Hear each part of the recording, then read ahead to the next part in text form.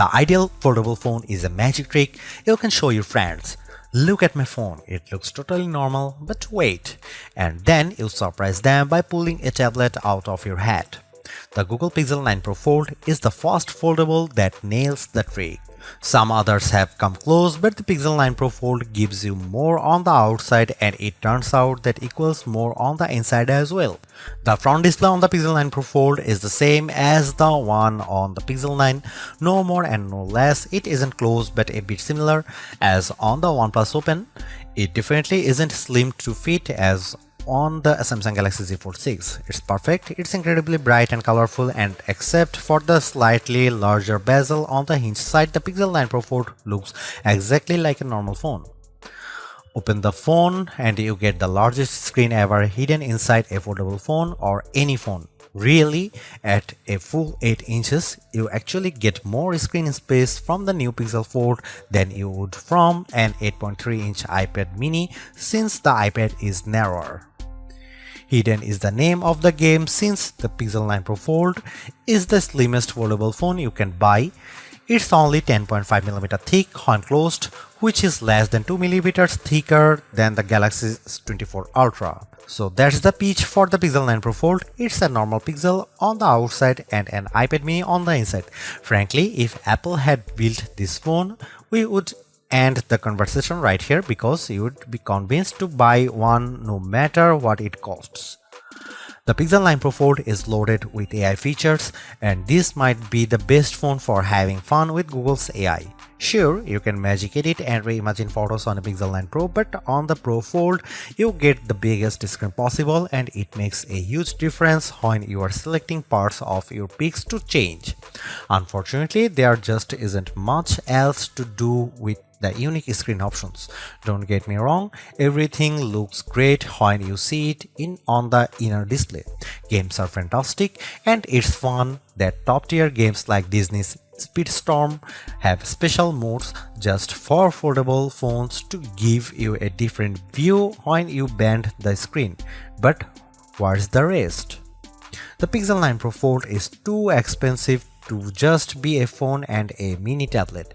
It needs to be more than the sum of its parts. It needs to offer more unique experiences that take advantage of the dual screen design and the foldable inner screen. I am hoping to see a lot more from the Pixel 9 Pro Fold in the years to come.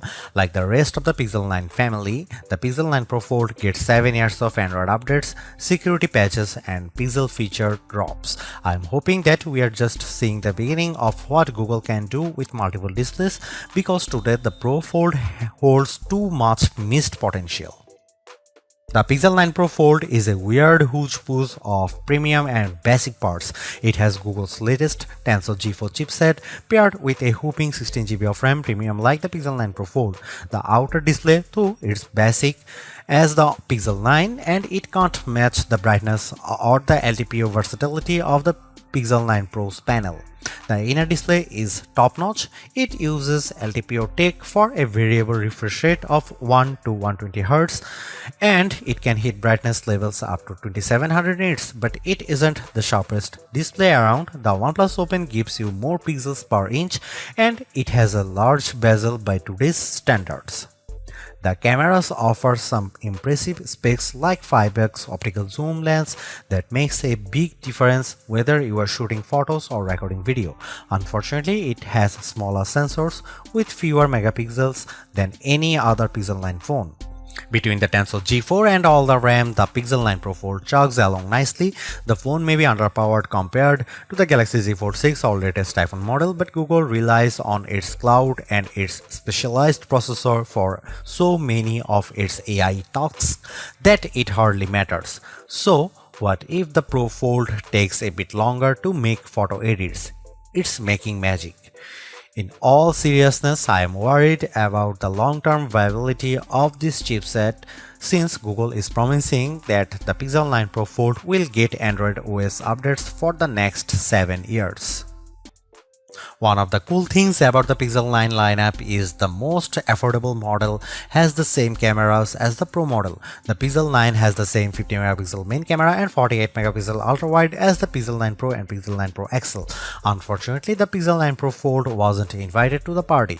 The Pixel 9 Pro Fold gets a much smaller camera sensor than the Pixel 9, while the Pixel 9 uses a sensor that's around 3 by 4 of an inch diagonally. The Pixel 9 Pro Fold uses a half-inch sensor.